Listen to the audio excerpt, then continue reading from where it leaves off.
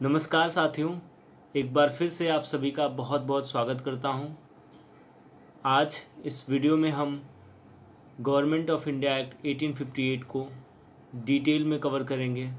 इसके सभी एस्पेक्ट को देखेंगे, इसके बैकग्राउंड, इसके इम्पैक्ट, इसके फीचर्स, इन सभी चीज़ों को हम आगे कवर करने वाले हैं। साथियों, इस एक्ट के पहले वाले वीडियो में मैंने आपको बताया था कि जो चार्टर एक्ट 1853 है, ये एक तरह से इसमें इस डेट स्पेसिफाई नहीं की गई थी कि ये इसका टाइम पीरियड कब तक होगा, मतलब क्या होगा। और उसमें मैंने ये भी बताया था कि अब कंपनी रूल कब एंड हो जाए ये कोई नहीं जानता था। तो अगर आपने उस वीडियो को नहीं देखा है तो I would like to request you to watch that video and the link of that video is in the description box. So further हम इस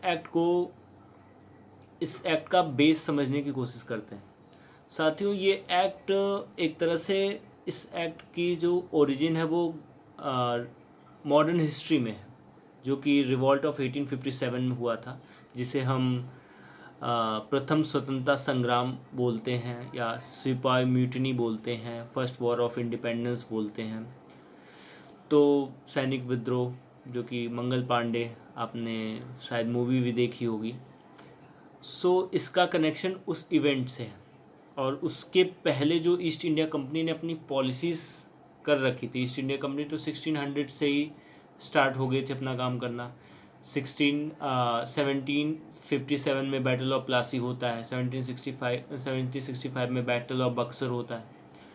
उसके बाद company territorial power as a trading company से एक टेरिटोरियल पावर में धीरे धीरे convert होने लगती है।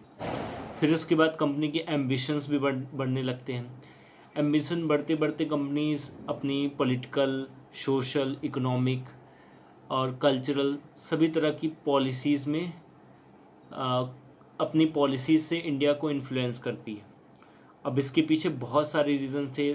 रिवॉल्ट ऑफ 1857 तो एक तरह से कल्मिनेशन था छोटे छोटे गुस्सों का, जो कि society, different section of society के अंदर था, क्योंकि ब्रिटिशर्स ने अपनी पॉलिसीज़ से बहुत सारे चेंजेस धीरे धीरे सोसाइटी में और इकॉनमी में ला रहे थे, अपने इंटरेस्ट को ध्यान में रखते हुए। तो इस वजह से इंडिया के लोग काफ़ी नाराज़ थे, काफ़ी गुस्से में थे, और एक तरह से वो गुस्सा फट पड़ा कॉम्प्रिहेंसिव वे में 1857 के रिवॉल्ट में। तो ये क्या रीज़न था कि लोगों ने 1857 का रिवॉल्ट हुआ? इसके पीछे कंपनी की कई सारी पॉलिसीज़ थी। जैसे कि अगर हम कंपनी की डॉक्ट्रिन ऑफ लैप्स पॉलिसी की बात करें, इस तरह, और सब्सिडियरी अलायंस, इससे उन्होंने डिफरेंट किंगडम्स को, टेरिटरीज़ को, प्रिंसली स्टेट्स को अपने अंडर में किया, या एक तरह से अपना सब्सिडियरी अलायंस बनाया, या उन्हें एनेक्स ही कर लिया डिफरेंट रीजंस दे करके। और इकोनॉमिकली उन्होंने हमें बहुत ही वीक कर दिया था, स्पेशली उनकी जो टैक्स रिलेटेड पॉलिसीज़ थी, परमानेंट सेटलमेंट, ये सारी चीज़ें, जो उन्होंने रेवेन्यू ज़्यादा, टैक्स ज़्यादा लिया करते थे, इम्पोजिशन ऑफ टैक्स बहुत हैवी कर दिया था उन्होंने। और हमारी जो हैंडीक्राफ्ट इंडस्ट्रीज़ थी, उन सबको एक तरह से पूरी तरह से बर्बाद कर दिया था।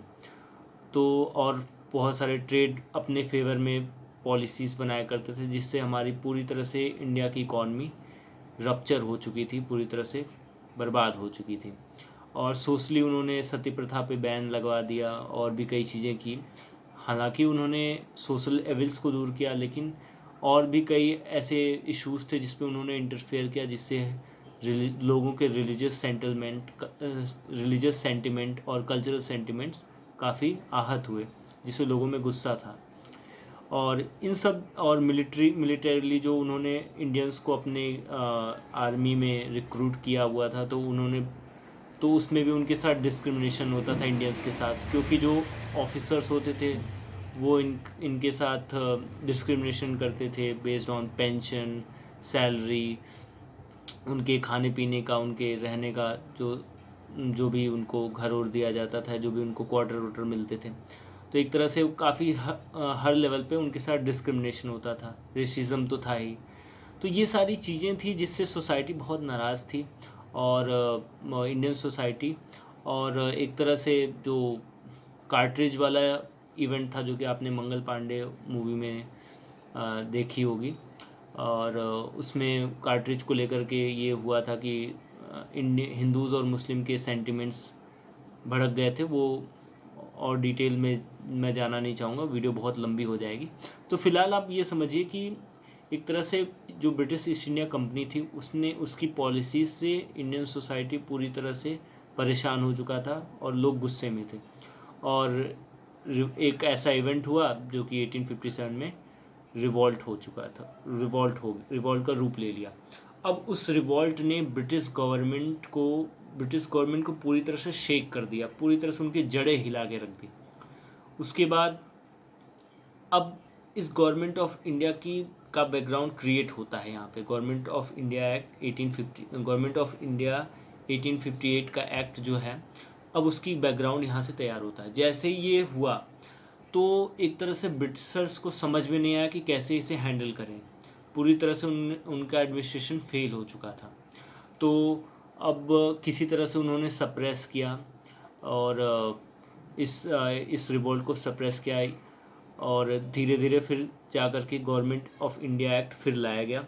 और गवर्नमेंट ऑफ इंडिया एक्ट ला करके एक तरह से इन्होंने कंपनी रूल को पूरी तरह से एंड कर दिया। अब कंपनी रूल हो गया ख़त्म। अब यहाँ से स्टार्ट होता है crown rule. Government of India act 1858 से क्राउन रूल स्टार्ट होता है। अब उस रूल में अब इसने, जब ये कंपनी रूल एंड हुआ, तो जितनी भी टेरिटोरियल पावर थी, रेवेन्यू से रिलेटेड जितनी भी उनकी जो भी पावर्स इंडिया में पोजेशंस थे, वो अब डायरेक्ट क्राउन के अंडर में आ गया। अब क्राउन उसको अपने रिप्रेजेंटेटिव के द्वारा सब कुछ कंट्रोल करने लगी और सारी चीज़ें होने लगी।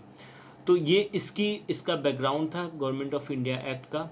और इससे good government of India act लाया गया, बोला गया, क्योंकि इसके द्वारा क्वीन ये इंडियंस को कन्विंस करना चाहती थी कि नहीं, हम आपके बेहतरी के लिए करेंगे। जो भी ऐसी पॉलिसीज़ थी, specially doctrine of lapse, subsidiary alliance, इनको ख़त्म किया गया। क्योंकि आप जब इंडियंस की टेरिटरी को ही अक्वायर कर लोगे तो लोग तो नाराज़ होंगे ही, और उनके बहुत सारे सेंटिमेंट्स। तो मतलब एक तरह से अब गवर्नमेंट ऑफ इंडिया एक्ट आने से, क्राउन रूल आने से, क्वीन ने लोगों को ये भरोसे में लेने की कोशिश की कि हाँ, आपकी बेहतरी के लिए अब जो भी काम होगा आपकी बेहतरी के लिए होगा।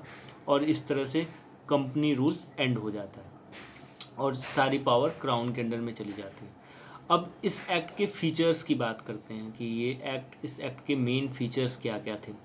तो सबसे पहला जो डेजिग्नेशन था, जो गवर्नर जनरल ऑफ इंडिया, इसके पिछले सभी एक्ट्स में आप गवर्नर जनरल सुनते आ रहे होंगे, तो गवर्नर जनरल ऑफ इंडिया जो था, अब उस नाम को चेंज करके वायसरॉय ऑफ इंडिया कर दिया गया। ये पहला इसका फीचर, जो इम्पोर्टेंट फीचर है, इसे हमें याद रखना होगा।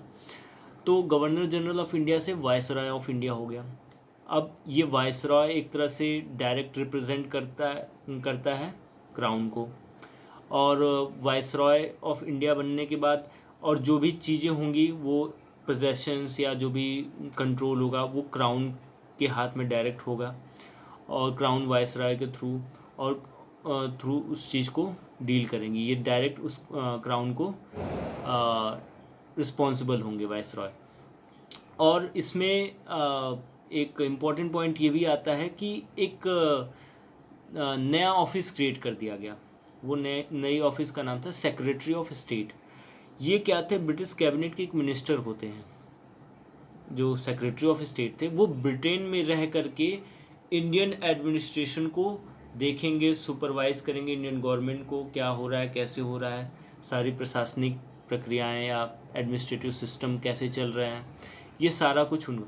तो वो ब्रिटिश कैबिनेट के एक मेंबर को सेक्रेटरी ऑफ स्टेट की पोस्ट दे करके ब्रिटेन में ही वहाँ पे एक ऑफिस क्रिएट कर दी गई।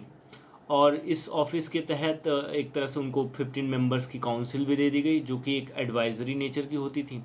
और उस काउंसिल के चेयरमैन सेक्रेटरी ऑफ स्टेट है। मतलब काउंसिल का काम होगा कि एडवाइस करना, और बाकी जो फैसले होंगे वो सेक्रेटरी ऑफ स्टेट लेंगे। तो ये इसका एक इम्पॉर्टेंट पॉइंट था।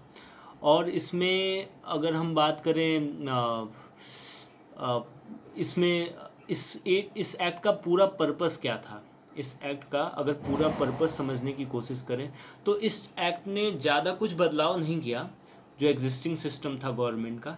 इस एक्ट ने एडमिनिस्ट्रेटिव सिस्टम को इम्प्रूव करने की कोशिश की कि थोड़ा एडमिनिस्ट्रेशन थोड़ा इम्प्रूव हो जाए, ताकि जो रिवॉल्ट ऑफ 1857 ऐसी घटनाएं हुई हैं जिसकी वजह से पूरा ब्रिटिश सिस्टम हिल गया था, वो दोबारा ना हो।